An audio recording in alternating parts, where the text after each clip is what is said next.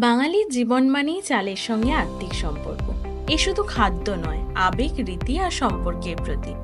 কনকাঞ্জলি বা সেই নারীর এক জীবনের কঠিন মুহূর্ত, বিয়ের সাজে বাক্সবন্দি নতুন স্বপ্ন নিয়ে নতুন বাড়ি যাওয়ার অপেক্ষা, আর অন্যদিকে নিজের বাড়ি, বাবা মা ও সবকিছুকে পেছনে ফেলে যাওয়ার বাঁধভাঙা কষ্ট। সব মিলিয়ে যেন আনন্দ ও দুঃখ কেমন একে অপরের সাথে মিশে এক হয়ে যায়।